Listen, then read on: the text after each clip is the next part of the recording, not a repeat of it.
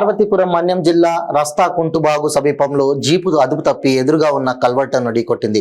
ఈ ఘటనలో లేవిడి గ్రామానికి చెందిన కిమిడి కమలమ్మ మృతి చెందగా మరో 8 మందికి తీవ్ర గాయాలయ్యాయి. క్షతగాత్రులను భద్రగిరి, కురుపాం ప్రభుత్వ ఆసుపత్రులకు తరలించారు.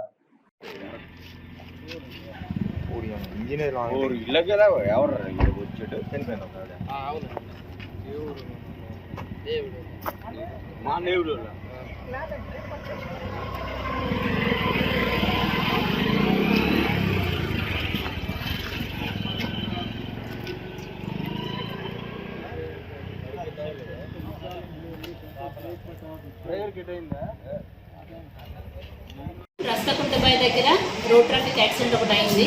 మొత్తం అందులో 11 మెంబర్స్ ట్రావెల్ చేస్తున్నారు విత్ డ్రైవర్. 4 మెంబర్స్ని గుమలక్ష్మీపురం సిహెచ్సికి తరలించారు. 7గురిని కురుపాం తరలించారు. అందులో గుమలక్ష్మీపురం ఒకటి బ్రాడ్ డెత్ అండి. ఒక 2 అయితే సీరియస్గా ఉంది. అక్కడి నుంచి జిల్లా హాస్పిటల్కి రెఫర్ చేశారు.